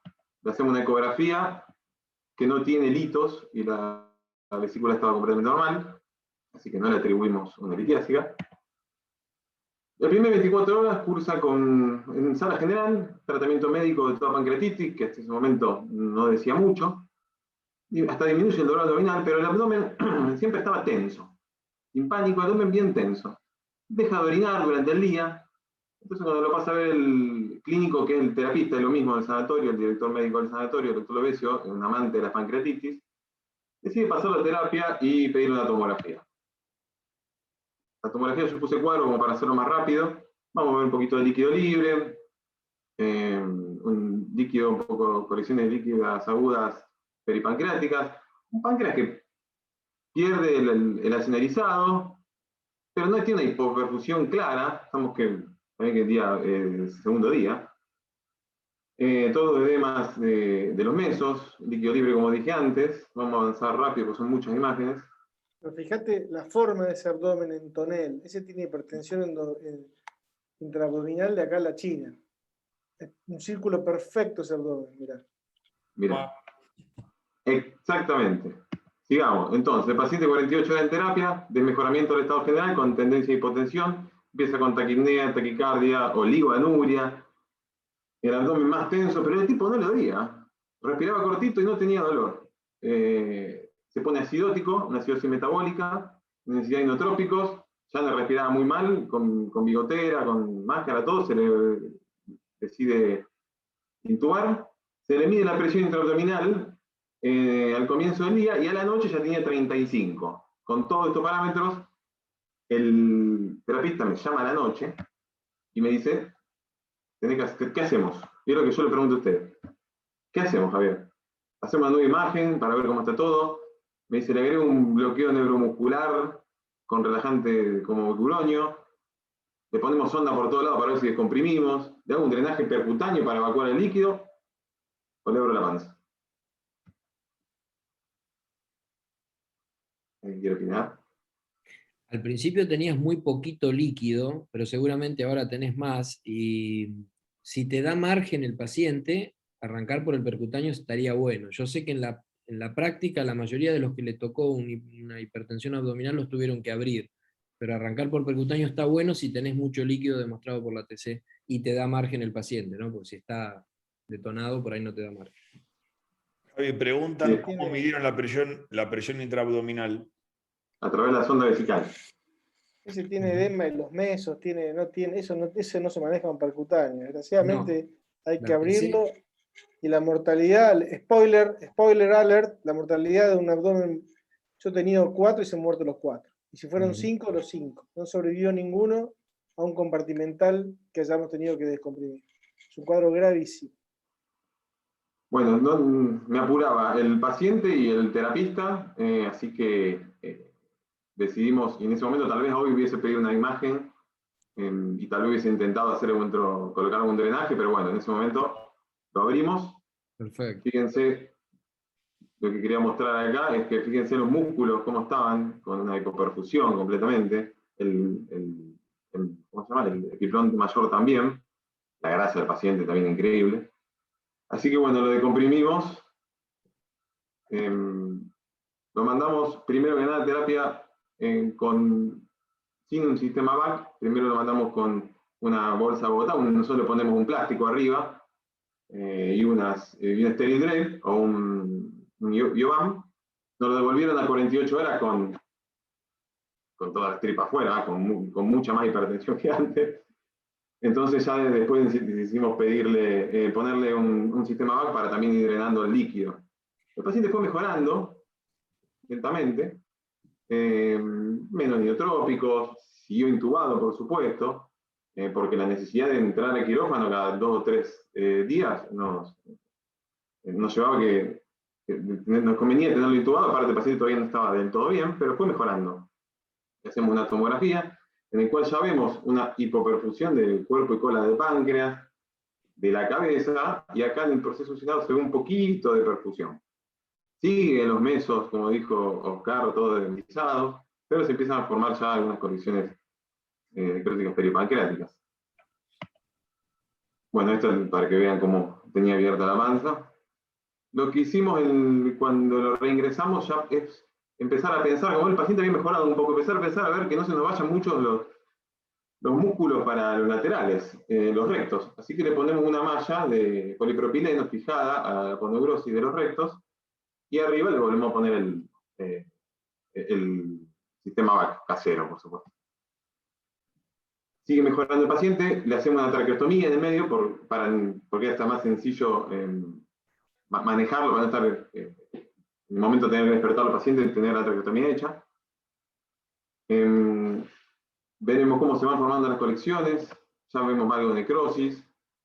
Miren, el coronal está bueno porque nos muestra cómo la colección es gigante y da vuelta de un lado al otro. Javi, ¿te había hecho fallo renal este paciente? Sí, había fecho transitorio. Mejoró Había después llegado- de la cirugía. No, después de la cirugía anduvo muy bien. La descompresión lo mejoró muchísimo al paciente. No necesitó diálisis, nada. Todo mejoró en el paciente cuando lo descomprimimos. Después lo que hicimos con la malla era recortarla, ir cortándola, ir uniéndola, e ir cerrando así la boca que teníamos de la laparotomía. Íbamos achicando la visceración, por decir así. En el día 24 ya están queriendo formar, colecciones, ya con algo de pared. Fíjense que llegan hasta abajo, hasta la fosa ilálica izquierda, hasta la fosa ilálica derecha. Comprime el estómago, el paciente estaba con nutrición enteral y parenteral.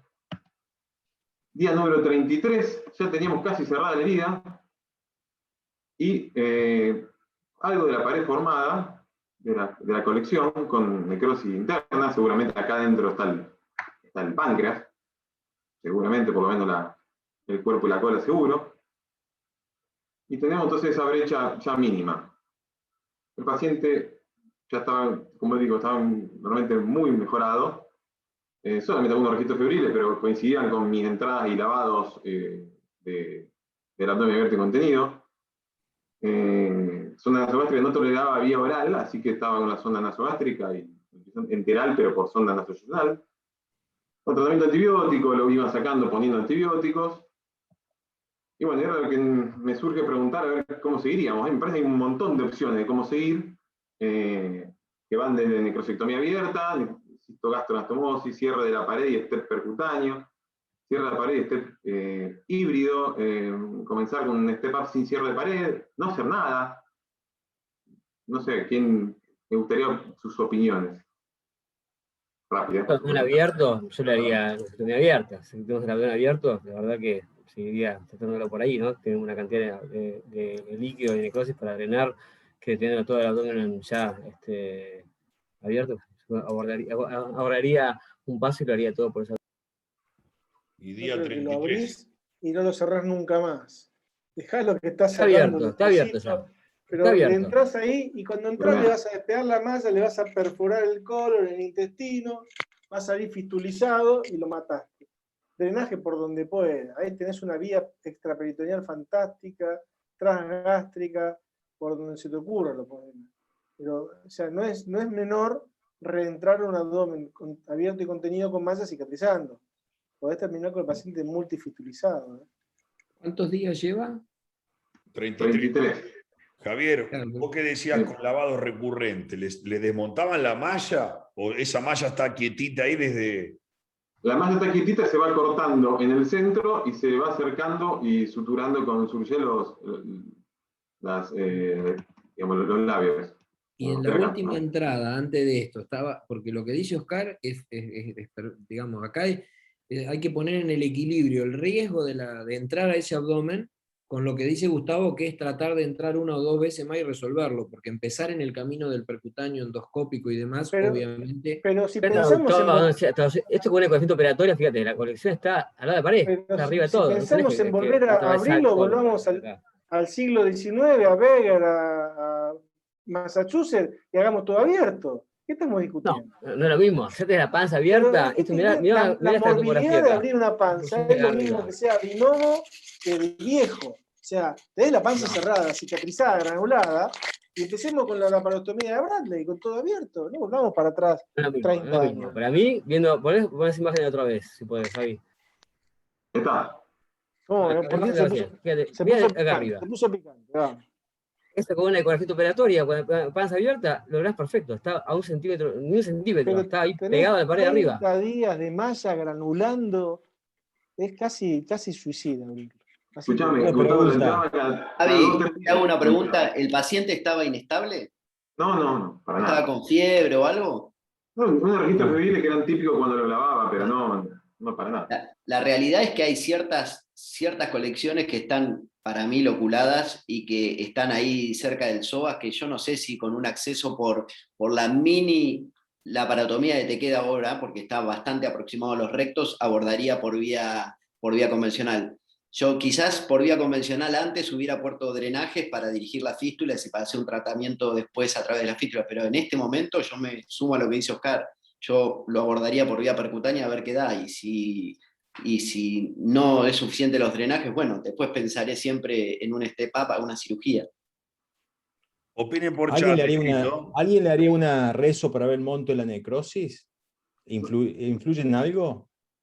¿Compraste acciones en un resonador? No, ya sabía que me iba a preguntar lo mismo. Sabía que me iba a preguntar eso. Pero ese paciente, si está bien, yo no creo que tenga mucho, yo creo que tiene una wall-off enorme. No sé si tiene tanto componente líquido. Me interesaría saber eso, porque si no, obviamente se beneficiaría con un drenaje. Yo coincido en eso. En eso no, te doy la derecha. Yo no trataría de no abrirlo a este paciente. Por más que ya tiene una cirugía previa, no. Mira, vos le metés un drenaje con los ojos cerrados y le va a invocar esa descolección que tiene. El tema es que yo no sé si quisiera saber qué monto de necrosis tiene o si realmente o hay mucho líquido. Si hay mucho líquido, yo creo que se va a beneficiar con un drenaje. No esperaría que el paciente se descompense. Estamos en la 4ª semana. Es la semana ideal para el percutáneo. Donde necesitaste todo licuefaccionado. Luquitas, está Damián Beder que quería comentar algo. Eso. Hola chicos, yo soy proctólogo y estoy súper atento a lo que están diciendo y me encanta. Y yo quería preguntar, ¿el objetivo de tratar esa colección es drenarla, hacer la necrosectomía? ¿Cuál es el objetivo? Porque me parece que con eso ahí vas a tener tu estrategia, porque si vos vas a abrir el abdomen, sacar una malla para solo colocar drenajes, no sé si tiene mucho sentido hacer una relaparotomía con tantas veces después de haber entrado en ese abdomen, sino que un drenaje percutáneo cumple esa función. O sea, me parece que lo que no sabemos de esto es que nos definan el objetivo de tratamiento más que la táctica. A mí es sacar la necrosis. Este paciente, fíjate que no tiene nada de páncreas viable. No se ve nada de páncreas. ¿Cuántos pacientes hemos visto con wall-off así enormes que no están sépticos? Que se la banca, están obviamente con un eritro alta, con algunas líneas de fiebre, hay que alimentarlos bien. A mí me preocupa este paciente, ¿sabes qué? ¿Hasta cuándo si está con una obstrucción de salida gástrica? ¿Entendés? No tanto porque no lo veo que esté tan séptico, está con algunas líneas de fiebre. El tema es que hasta cuándo lo vas a ir alimentando así creo que está con parenteral este hombre todavía. Sí, parenteral. Bueno. Es el No, tema. sin duda que de acá se va con mucho drenaje, o con lo endoscópico, o con la panza abierta, pero que algo hay que hacer, hay que hacerle. Vamos a ver qué le hizo Javier. Pero el Bueno, le les hago cuento. todo de una, ese fue el argumento de todos los detractores del estepapilo percutáneo. Estamos volviendo al 1990 con Oría. El monto, la necrosis no sale por el tubito, decía Alejandro, ¿verdad? No sale por el tubito. Ya sabemos que no sale, pero hay o sea, la ventaja del estepap es la no agresión laparotómica de un paciente injuriado y progresar la injuria. Entonces, por más que tenga la panza semicerrada, no es lo mismo poner un tubito que abrirlo y manosear y revolver todo, si además le sumás el riesgo de fistulizar a un paciente que está operado y con una malla. Bien. Bueno, les cuento. Este PAP es igual que la de cirugía abierta en el Panther. La ventaja que tiene este PAP es a largo plazo evitar deficiencia endocrina o exócrina, pues se quedas menos tejido sano. Acá no tiene nada de tejido sano. Estepap es bajar la mortalidad por la agresión, ¿no? Estás muy creonístico. No le vamos a ahorrar creón a este paciente, estamos ahorrando vida, no creón. Entonces, si tiene la necrosis, la va a tener con estepap o sin estepap. Si el páncreas está necrosado, ya está. Entonces, Yo te salvemos de quiero la Es la vida. misma en el No Panther. es bolsillo, igual de no es mortalidad. bolsillo. El menor era incluso en abierta. 19 contra 16. No se Claro. peleen, amigos. Javier, lo único que te quiero preguntar antes No, que le ponemos un avances poquito de es- chispa, ¿sabes? Las horas que llevamos con Gus acá, Pero lo podemos hacer sí. en casa tomando un whisky. Javier, antes de esta decisión, ¿cuántos días antes le entraron por última vez al abdomen? ¿Y cómo estaba esa panza? ¿Estaba toda despegada o estaba toda sellada? No. La panza está sellada ya directamente, porque Bien. yo el epiplón no lo toco más, no lo levanté. Listo. Fíjense que yo le puse en polipropileno arriba del epiplón. No lo pongo arriba del estribo. Por suerte, este gordito, este paciente, tenía un epiplón muy grande, entonces se me salvaba, podía hacer lo que quiera. Es lo que le decía a Oscar, yo tengo que entrar a desbloquear algo para empezar a drenar, a sacar una malla. Me había costado 30 días, lo había metido 10 veces al quirófano. No lo quería meter más, yo lo quería cerrar, irme a mi casa y que el percutáneo se encargue.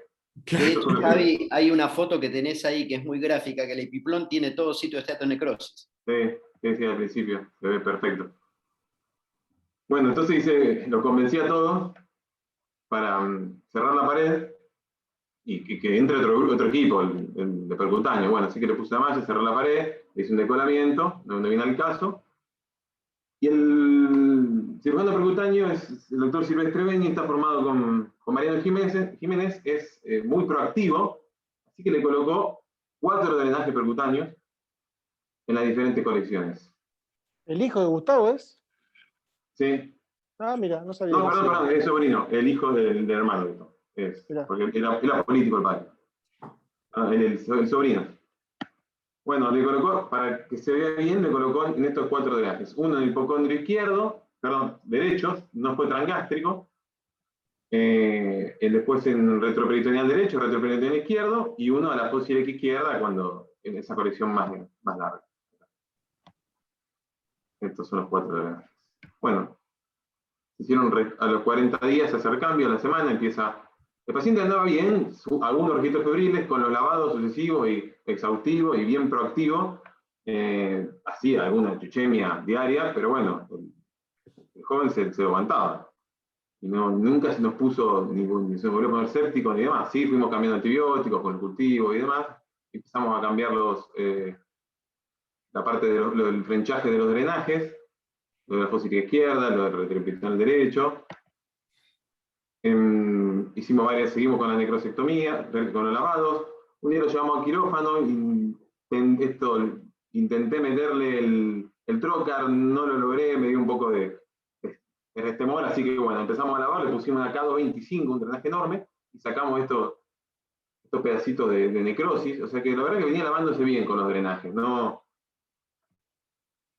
lo invadimos mucho más. Ahí vemos que la colección había disminuido mucho. Fíjense, ya no estaba del lado derecho, estaba mucho mejor, del lado izquierdo también, por supuesto que había aire por los lavados. Seguimos con los drenajes, en el cual ya eran 28 French, ya eran cada vez más grandes. Lo que quería aclarar a Lucas, sí. Ahí te quiero preguntar lo que preguntaron en otros momentos, porque pareciera ser el caso ideal para ir a hacer necrosectomía, que en este caso, si no podés por video, stent esofágico y trabajar con el endoscopio, porque tenés caminos como derecho. Porque esa tomo pareciera ser que tiene el resto de necrosis que si te extendés en el tiempo con los recambios, no terminas más, y si no sacas la necrosis no terminas más. No sé si eso lo plantearon ahí. Que lo plantearon en el otro caso, lo preguntaron.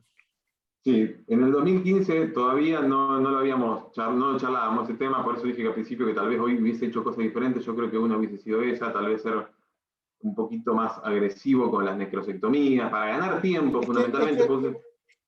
Es que la agresividad te la da la clínica, Javi. Hay pacientes que vos le pones un drenaje percutáneo y no le haces más nada.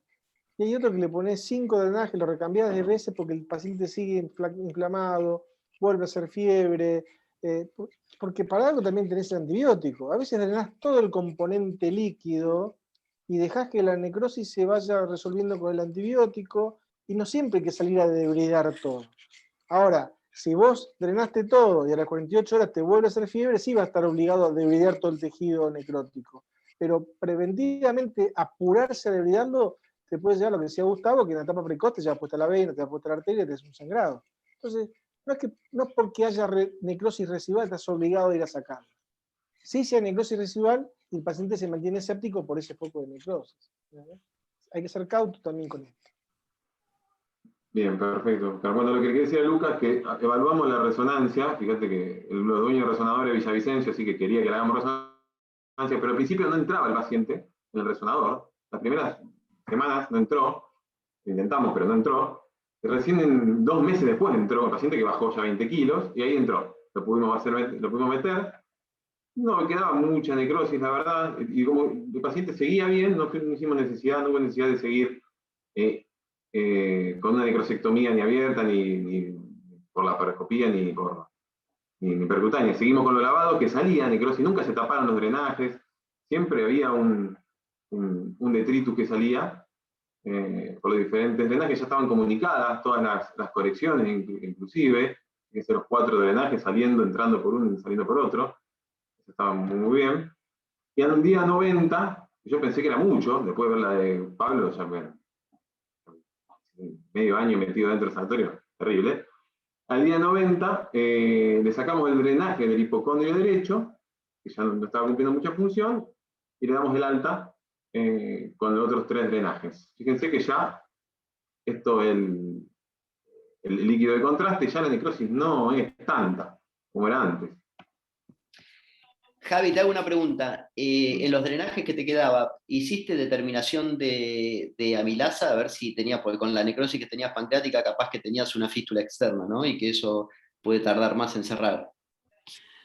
Vos sabés que no lo recuerdo a eso, pero habrá hubiese sido, no lo recuerdo, porque ya digo, en este momento lo manejaba mucho más el cirujano percutáneo, y no recuerdo si lo habremos tomado. Sí, lo que me quedó tranquilo es que este paciente no iba a hacer un síndrome de conducto desconectado y demás, porque no tenía páncreas, le había quedado el proceso en la cabeza, que ahora vamos a ver bien cómo quedó. Entonces pusimos transgástrico, no nos preocupaba tanto la fístula en sí, porque si iba a ser una fístula se iba a terminar agotando en algún momento. Pero sé que me acuerdo de eso, no me acuerdo en este momento si le pedimos alguna amilasa. Bueno, después, el día 97, ya le sacamos otro drenaje, quedaban 2 nada más, que se comunicaban, y bueno, y esto ya en el día 110, que se le retira, haces un control, después del control se retira los drenajes, y era para ver cómo el antes y el después, el día 33 y el día 110, cuando después de esta tomografía, que vemos que está todo muy bien, le sacamos todos los drenajes.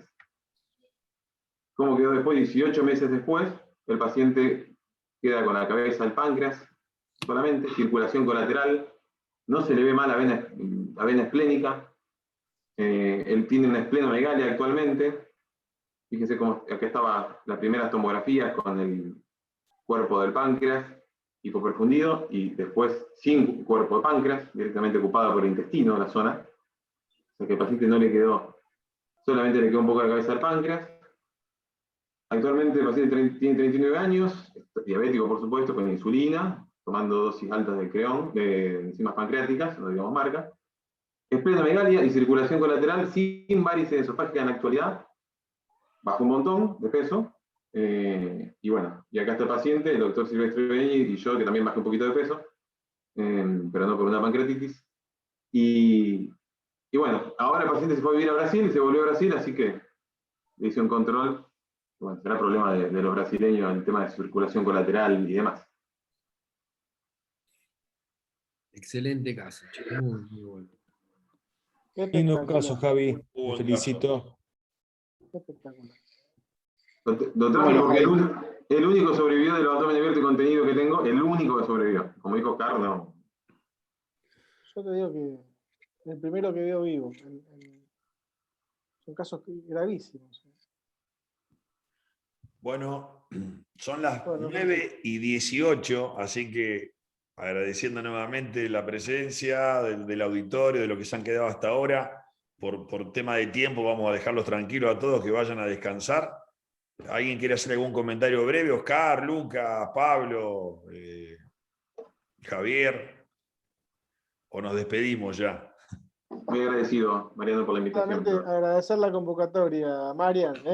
Un El beso presidente para de Bahía todos. Blanca juntó 100 personas a las 9 de la noche a hablar de molleja, así que es un logro impresionante. Te felicito. Bueno, un saludo Muchas para gracias, todos. Mariano. Y muchas Impecable. gracias. Lindo todo. Cuídense. Abrazo. Hasta luego. Igualmente. Chao. Ay, mira, Abrazo grande. chao, Y esperamos ir a Bahía a comer algo. Obvio.